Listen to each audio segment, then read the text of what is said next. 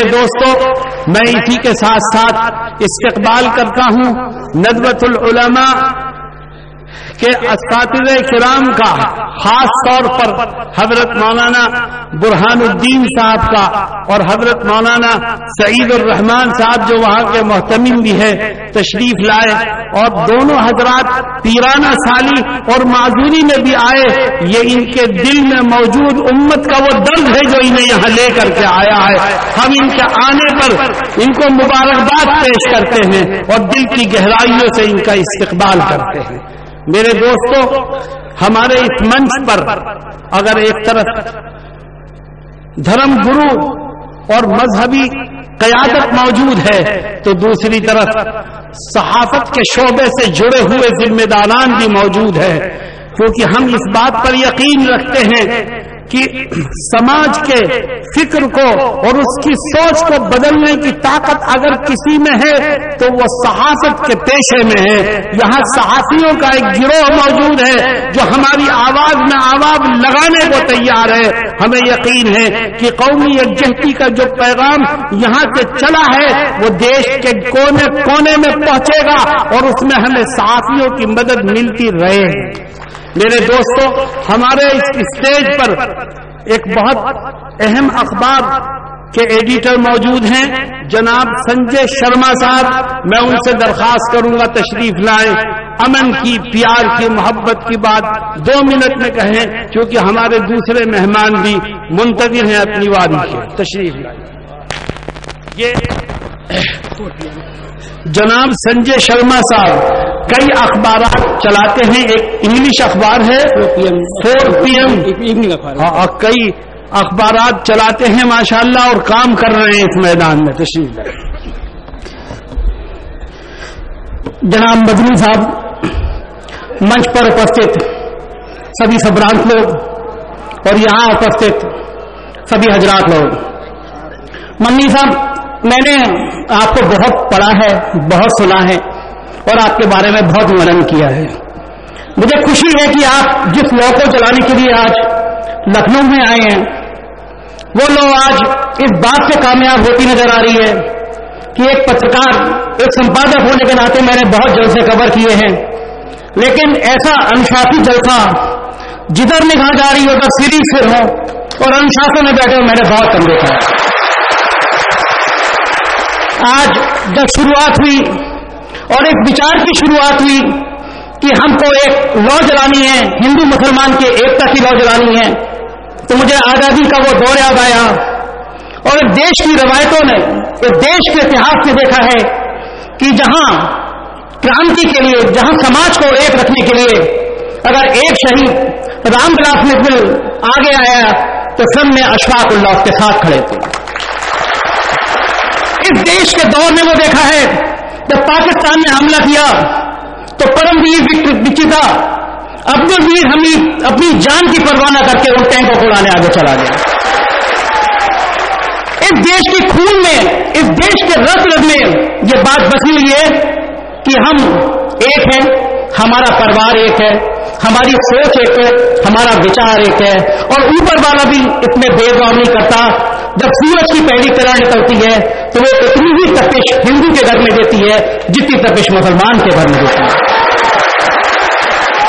یہ دیش، یہ بہتی ہوئی گنگا، یہ بہتے ہوئے سمندر کے کنارے، ساری پرکرتی نے ہم کو جتنا حق دیا ہے وہ اس لیے دیا ہے کہ یہ ملک ہم سب کا ہے اور کوئی ہم سے الگ نہیں کر سکتا۔ جب بات آتی ہے کہ ہم کو سر چڑھ کے بدلہ لینا چاہیے یا آوازیں اٹھتی ہیں کہ ہمارے ساتھ ایسا ہوا تو ہمیں بھی جواب دینا چاہیے، تو میں ایک چھوٹا سا قصہ یاد کرتا ہوں، میری زندگی میں بڑا پریرنا کا سروت بنا وہ کہ ایک سنت نہا رہے تھے، سمندر میں ڈوب رہے، ایک بچھو کو دیکھا، انہوں نے بچھو کو ہاتھ میں اٹھایا، بچھو نے ڈنک مارا، انہوں نے چھوڑا، پھر گرا، پھر اٹھایا، پھر ڈنک مارا، چھوڑا، 10 بار ایسا کیا۔ ایک ویکتی ادھر سے گزرا اور نے کہا سنت جی کیا کر رہے ہیں، یہ بچھو ڈنک مار رہا ہے اور آپ اس کو پھر اٹھا رہے ہیں۔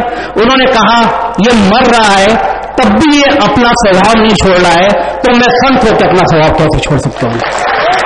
یہ سنت ہونا ہمارے دیش کی آتما میں بسا ہوا ہے۔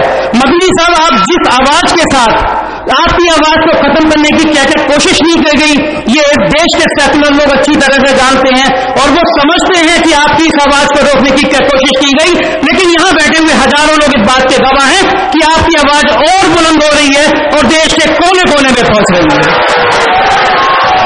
یہ دیش پوری طرح سے ہندو اور مسلمان، عیسائی اور سکھوں کا بٹوارا ہے۔ یہاں پہ اگر یہ نہیں ہوتا تو شکیل برائیونی جیسا ایک آدمی شاعر نہیں لکھتا منتر پر ہری درشن کو آج، اور اقبال نہیں لکھتا سارے جہاں سے اچھا ہندوستان ہمارا ہے۔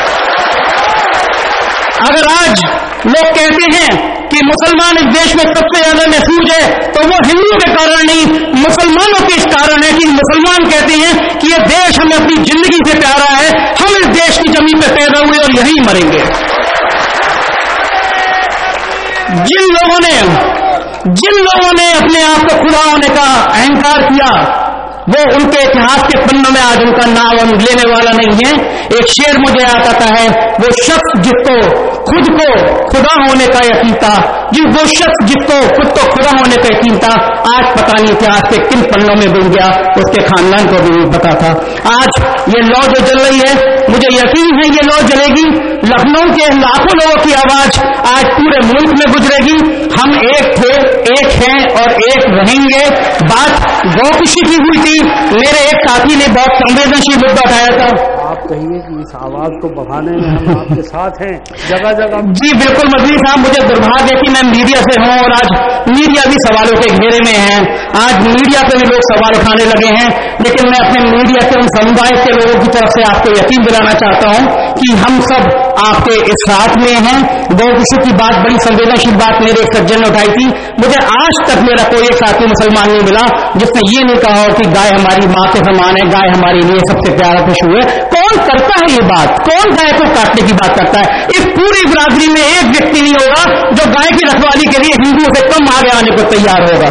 آپ ان چہروں کو پہچانیے، آپ ان ویکتیوں کو پہچانے جو آپ کو ان سوالوں پہ کھڑا کرتے ہیں۔ اور میں ایک اور آخر میں ایک اہم بات کرنا چاہوں گا، میں نے کئی پریس کانفرنس میں کئی معزز لوگوں سے بات کری، مدنی صاحب آپ سمجھ سکتے ہیں میری پیڑا، میں نے کئی بڑے بڑے کانگریس کے یا نام بھی لینا چاہیے، میں نے کئی بڑی پولیٹیکل پارٹی کے نیتاؤں سے بات کی۔ آپ ہمیشہ مسلمانوں کو ووٹ بینک کو سمجھتے ہیں، جس کے سامنے بہت اچھی بات کری، آپ مسلمانوں کی تعلیم کی بات نہیں کرتے، ان کے ایجوکیشن کی بات نہیں کرتے، ان کی نوکریوں کی بات نہیں کرتے۔ آج اتر پردیش میں اگر IAS IPS میں ہیں، ہمیں ڈھونڈنا پڑتا ہے کتنے مسلمان IAS ہیں، کتنے IPS ہیں۔ جس دن اس دیش کے عام مسلمانوں کو بچوں کو تعلیم پڑ جائے گی، وہ انجینئر ہوں گے، وہ ڈاکٹر ہوں گے، تو یہ دائیں رام مندر مسجد کے یہ مدعے سارے ختم ہوں گے۔ ہمارا دیش بچے گا تو ہم بچیں گے، ہم بچیں گے تو ہمارا پریوار بچے گا۔ مجھے یقین ہے یہ لو جلے گی اور پوری زور شور سے جلے گی۔ جے ہند۔